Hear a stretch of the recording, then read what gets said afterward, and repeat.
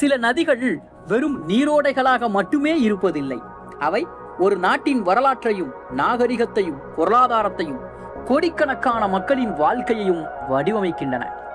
தெற்காசியாவில் அப்படிப்பட்ட மிக முக்கியமான நதி சிந்து நதி. ஆயிரக்கணக்கான ஆண்டுகளாக மலைகளிலிருந்து கடல் வரை இடைவிடாமல் பாய்ந்து வரும் இந்த நதி உலகின் மிக முக்கியமான நதி அமைப்புகளில் ஒன்றாகவும் விளங்குகிறது. சிந்து நதி சீனாவின் திபெத் தன்னாட்சி பகுதியில் கைலாய மலைத்தொடருக்கு அருகே சுமார் 5200 மீட்டர் உயரத்தில் பிறக்கிறது. பனிப்பாறைகள் உருகி உருவாகும் இந்த நதி ஆரம்பத்தில் வேகமான மலை ஆறாக ஓடுகிறது. கடுமையான குளிர், பாறைகள் மற்றும் பள்ளத்தாக்குகளை கடந்து தனது நீண்ட பயணத்தையும் துவங்குகிறது. திபெத்திலிருந்து மேற்கே பயணிக்கும் சிந்து நதி இந்தியாவின் லடாக் ஒன்றிய பிரதேசத்துக்குள் நுழைகிறது. இங்கு லே, நிமு மற்றும் கார்கில் போன்ற இடங்களுக்கு அருகே பாயும் இந்த நதி உயரமான மலைகளுக்கு நடுவே பச்சை நிற நீரோடு கண்கவர் காட்சியையும் உருவாக்குகிறது. லடாக்கின் வறண்ட மலைப்பகுதியில் இந்த நதியே பல கிராமங்களின் முக்கிய நீர் ஆதாரமாகவும் இருக்கிறது. லே அருகே உலக புகழ்பெற்ற ஒரு இயற்கை காட்சியையும் காணலாம். அங்கு சிந்து நதியும் சன்ஸ்கர் நதியும் ஒன்றாக சங்கமிக்கின்றன. இரண்டு நதிகளின் நீரின் நிறம் வேறுபடுவதால் அவை ஒன்றாக கலக்கும் காட்சி மிகவும் வியப்பூட்டுவதாக இருக்கும். இந்த இடம் லடாக்கின் முக்கிய சுற்றுலா தலங்களில் ஒன்றாகவும் இருக்கிறது. இந்திய எல்லையை விட்டு வெளியேறும் சிந்து நதி பின்பு பாகிஸ்தானில் இருக்கக்கூடிய கில்கித் பால்டிஸ்தான் பகுதிக்குள் நுழைகிறது. இதிலிருந்துதான் இந்த நதியின் மிக நீண்ட மற்றும் மிக முக்கியமான பயணமும் துவங்குகிறது. மொத்தம் சுமார் 3180 கிலோமீட்டர் நீளம் இருக்கக்கூடிய சிந்து நதியில் 2500 கிலோமீட்டருக்கும் அதிகமான பகுதி பாகிஸ்தானில் தான் பாய்கிறது. அதனால்தான் இந்த நதி பாகிஸ்தானின் தேசிய உயிர்நாடி என்று கூட அழைக்கப்படுகிறது. கில்கித் மற்றும் பால்டிஸ்தான் உலகின் மிகவும் பிரம்மாண்டமான மலைப்பகுதிகளில் ஒன்றாகும். இங்கு இமயமலை, காரகோரம் மற்றும் இந்து குஷ் ஆகிய 3 மாபெரும் மலைத்தொடர்கள் ஒன்றுக்கொன்று அருகில் அமைந்திருக்கின்றன. இந்த மலைகளிலிருந்து உருகும் பனிப்பாறைகளின் நீரே சிந்து நதியின் நீரளவை ஆண்டு முழுவதும் நிலைநிறுத்துகிறது. இந்த பகுதியில் உலகின் மிகப்பெரிய பனிப்பாறைகளில் சில அமைந்திருக்கின்றன. குறிப்பாக சியாச்சின், பால்டோரா, பியாஃபோ போன்ற பனிப்பாறைகள் நேரடியாகவோ அல்லது மறைமுகமாகவோ சிந்து நதி அமைப்புக்கு நீரை வழங்குகின்றன. கோடை காலத்தில் உருகும் இந்த பனிப்பாறைகள் தான் கீழே வாழும் கோடிக்கணக்கான மக்களுக்கு உயிர் நீராகவும் மாறுகிறது. அதை போல பாகிஸ்தானின் வட பகுதியிலே சிந்து நதி மிக ஆழமான பள்ளத்தாக்குகள் வழியாக வேகமாக பாய்கிறது. சில இடங்களில் நூற்றுக்கணக்கான மீட்டர் உயரம் இருக்கக்கூடிய பாறைகளுக்கு நடுவே நதி குறுகிய பாதைகளில் ஓடுகிறது. இந்த பள்ளத்தாக்குகள் புவியியல் ஆய்வாளர்களுக்கு மிகவும் முக்கியமான ஆய்வுத்தலங்களாகவும் இருக்கின்றன. சிந்து நதியின் வலிமையை மேலும் அதிகரிப்பது அதன் துணை நதிகள் தான். வடக்கிலிருந்து கில்கித், குன்சா, ஷியோக், ஷிகார் போன்ற மலை ஆறுகள் இதில் கலக்கின்றன. பின்பு தெற்கே செல்லும் போது ஜீலம், சினாப், ரவி, பியாஸ் மற்றும் சட்லஜ் ஆகிய 5 நதிகளும் இறுதியில் சிந்து நதி அமைப்போடு இணைகின்றன. இதனால் சிந்து உலகின் மிகப்பெரிய நதி வடிநில பகுதிகளில் ஒன்றாகவும் உருவாகி இருக்கிறது. பின்பு இந்த நதி சமவெளியை அடைந்தவுடன் அதன் இயல்பு முழுமையாக மாறிவிடுகிறது. மலைப்பகுதிகளில் வேகமாக ஓடிய நதி இங்கு அகலமாக விரிந்து அமைதியாக பாயத் துவங்குகிறது.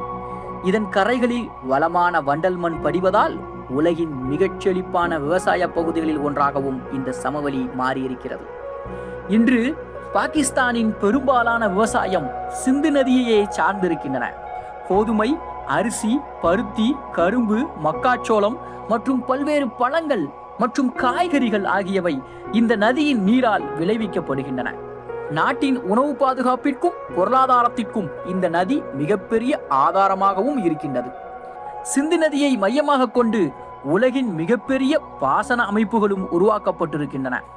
ஆயிரக்கணக்கான கிலோமீட்டர் நீளம் இருக்கக்கூடிய கால்வாய்கள் மூலம் சிந்து நதியின் நீர் தொலைதூர விவசாய நிலங்களுக்கு கொண்டு செல்லப்படுகிறது. பாலைவனத்தை போன்ற வறண்ட பகுதிகளையும் இந்த நீர்ப்பாசன அமைப்பு பசுமையான விளைநிலங்களாகவும் மாற்றியிருக்கின்றன. சிந்து நதி வெறும் விவசாயத்திற்கு மட்டுமல்ல, எண்ணற்ற உயிரினங்களுக்கும் வாழ்விடமாக இருக்கின்றன. குறிப்பாக சிந்து நதி டால்பின் உலகிலேயே மிகவும் அரிய நன்னீர் டால்பின் இனங்களில் ஒன்றாகும். கண் பார்வை மிகவும் குறைவாக இருந்தாலும் ஒலி அலைகளை பயன்படுத்தி தண்ணீருக்குள் வழியை கண்டுபிடிக்கும் தனித்துவமான திறன் இதற்கு இருக்கிறது. இன்று இந்த டால்பின்களை பாதுகாக்க பல முயற்சிகளும் மேற்கொள்ளப்பட்டு வருகின்றன. அதை போல நதியின் நீரில் நூற்றுக்கணக்கான மீன் இனங்களும் வாழ்கிறார்கள். இந்த மீன்களை நம்பி ஆயிரக்கணக்கான மீனவ குடும்பங்களும் வாழ்கிறார்கள். அதே நேரத்தில் சிந்து நதிக்கரைகளில் அமைந்திருக்கக்கூடிய பல நகரங்களின் குடிநீர், தொழில், மின்சாரம் மற்றும் விவசாயம் அனைத்திற்கும் இந்த நதியே முதுகெலும்பாகவும் இருக்கின்றது. அதை போல சிந்து நதியின் கரைகளில் ஆயிரக்கணக்கான ஆண்டுகளாக மனிதர்கள் வாழ்ந்து வருகிறார்கள். உலகின் மிக பழமையான நகர நாகரிகங்களில் ஒன்றான சிந்து சமவெளி நாகரிகம் இந்த நதியின் வளமான சமவெளியில்தான் வளர்ந்தது. மொஹஞ்சதாரோ மற்றும் ஹரப்பா போன்ற நகரங்கள் திட்டமிடப்பட்ட நகர அமைப்பு, வடிகால் வசதி மற்றும் வணிக வளர்ச்சியால் உலகையே வியக்க வைத்தன. இந்த நாகரிகத்தை விரிவாக பார்த்தால் அதுவே ஒரு தனி ஆவணப்படமாக மாறும். ஆனால் இந்த நாகரிகம் உருவாகியதற்கான மிக முக்கியமான காரணம் சிந்து நதியின் நீர்வளம்தான் என்பதும் குறிப்பிடத்தக்கது. இன்றும் சிந்து நதியின் கரைகளில் முக்கிய நகரங்கள் மற்றும் ஆயிரக்கணக்கான கிராமங்கள் அமைந்திருக்கின்றன. பல தலைமுறைகளாக மக்கள் இந்த நதியையே நம்பி விவசாயம் செய்து கால்நடைகளை வளர்த்து வாழ்ந்து வருகிறார்கள். ஒரு நதி ஒரு நாட்டின் பொருளாதாரத்தை எவ்வளவு ஆழமாக பாதிக்க முடியும் என்பதற்கு சிந்து நதி ஒரு சிறந்த உதாரணம். அதை போல மின்சார உற்பத்தியிலும் சிந்து நதி மிக முக்கிய பங்கு வகிக்கிறது. தர்பேலா அணை, மங்க்லா அணை மற்றும் பல நீர்மின் திட்டங்கள் இந்த நதி அமைப்பின் நீரை பயன்படுத்துகின்றன. குறிப்பாக தர்பேலா அணை உலகின் மிகப்பெரிய மண்ணிரப்பு அணைகளில் ஒன்றாகவும் கருதப்படுகிறது. இது மின்சார உற்பத்தி செய்வதோடு மட்டுமல்லாமல் பாசனத்திற்கும் வெள்ள கட்டுப்பாட்டிற்கும் உதவுகிறது. சிந்து நதி நீரை பகிர்ந்து கொள்வது இந்தியா மற்றும் பாகிஸ்தான் ஆகிய இரு நாடுகளுக்கும் மிகவும் முக்கியமான விஷயமாகும். இதற்காக 1960ஆம் ஆண்டு சிந்து நீர் ஒப்பந்தம் கையெழுத்தானது. உலக வங்கியினுடைய பங்களிப்போடு உருவான இந்த ஒப்பந்தம் சர்வதேச அளவில் மிகவும் வெற்றிகரமாக நீடித்து வரக்கூடிய நீர்பகிர்வு ஒப்பந்தங்களில் ஒன்றாகவும் கருதப்படுகிறது. இந்த ஒப்பந்தத்தின்படி சிந்து, ஜீலம், சினாப் ஆகிய மேற்கு நதிகளின் பெரும்பாலான நீரை பாகிஸ்தான் பயன்படுத்துகிறது. ரவி, பியாஸ், சட்லஜ் ஆகிய கிழக்கு நதிகளின் நீரை இந்தியா பயன்படுத்துகிறது. இந்த ஒப்பந்தம் பல தசாப்தங்களாக நடைமுறையில் இருந்து வருவது அதன் முக்கியத்துவத்தையும் காட்டுகின்றன. இருந்தாலும் காலநிலை மாற்றம் இந்த நதி அமைப்பிற்கு புதிய சவால்களை உருவாக்கி இருக்கின்றன. இமயமலை மற்றும் காரகோரம் மலைப்பகுதிகளில் வெப்பநிலை உயர்வதால் பல பனிப்பாறைகள் வேகமாக உருகி வருகின்றன. ஆரம்பத்தில் இது நதியினுடைய நீரின் அளவை அதிகரிக்கலாம். ஆனால் நீண்ட காலத்தில் பனிப்பாறைகள் குறைந்துவிட்டால் கோடை காலங்களில் நதியின் நீரளவும் குறையக்கூடும் என்று விஞ்ஞானிகள் எச்சரிக்கிறார்கள். சிந்து நதி பலமுறை மிகப்பெரிய வெள்ளப்பெருக்குகளையும் சந்தித்திருக்கிறது. குறிப்பாக 2010ஆம் ஆண்டு ஏற்பட்ட வெள்ளம் பாகிஸ்தான் வரலாற்றிலேயே மிக மோசமான இயற்கை பேரிடர்களில் ஒன்றாகவும் கருதப்படுகிறது. கோடிக்கணக்கான மக்கள் பாதிக்கப்பட்டார்கள். ஆயிரக்கணக்கான கிராமங்கள் நீரில் மூழ்கின.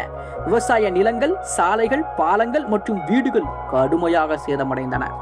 மறுபுறம் சில ஆண்டுகளில் கடுமையான வறட்சியும் ஏற்பட்டிருக்கிறது.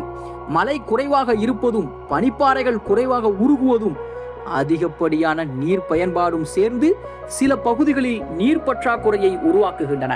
இதனால் எதிர்காலத்தில் நீர் மேலாண்மை மிக முக்கியமான சவாலாக இருக்கும் என்றும் நிபுணர்கள் கருதுகிறார்கள். அதை போல தெற்கே தொடர்ந்து பயணிக்கக்கூடிய சிந்து நதி இறுதியில் பரந்த சிந்து டெல்டாவை உருவாக்குகிறது. ஆயிரக்கணக்கான ஆண்டுகளாக நதி கொண்டு வந்த மணல் மற்றும் வண்டல் படிவங்களால் உருவான இந்த டெல்டா அரபிக்கடலை ஒட்டிய முக்கியமான ஈரநிலை பகுதிகளில் ஒன்றாகவும் இருக்கிறது. பல வகையான மீன்கள், நண்டுகள், பறவைகள் மற்றும் மாங்க்ரோவ் மரங்கள் இந்த பகுதியில் காணப்படுகின்றன. ஆனால் அணைகள் மற்றும் நீர்ப்பாசன திட்டங்கள் காரணமாக டெல்டாவை அடையும் நன்னீரின் அளவு பல இடங்களில் குறைந்திருக்கிறது. இதன் விளைவாக கடலின் உப்பு நீர் உள்பகுதிக்குள்ளும் நுழைகிறது. இதனால் மாங்க்ரோ காடுகள், மீன்வளம் மற்றும் விவசாய நிலங்கள் பாதிக்கப்படுகின்றன. எனவே சிந்து டெல்டாவின் சுற்றுச்சூழலை பாதுகாப்பதும் தற்போது மிகப்பெரிய தேவையாக மாறியிருக்கின்றன என்பதும் குறிப்பிடத்தக்கது. ஆக மொத்தத்தில் சிந்து நதி இறுதியாக அரபிக் கடலிலே பாகிஸ்தானின் கராச்சி நகரத்திற்கு தென்கிழக்கே உள்ள டெல்டா பகுதியிலே கலக்கிறது.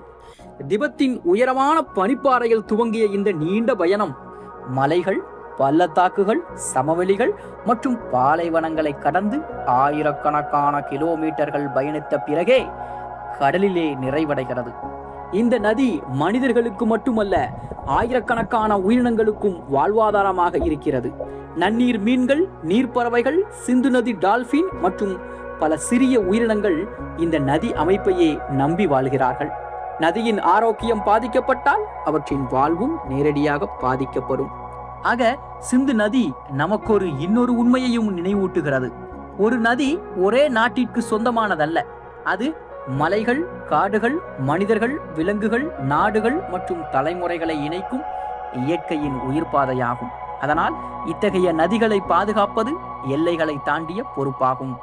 மனித நாகரிகம் வளர்ந்தாலும், அரசியல் மாறினாலும், எல்லைகள் உருவானாலும் இந்த மாபெரும் நதி தனது பயணத்தை நிறுத்தாமல் தொடர்கிறது.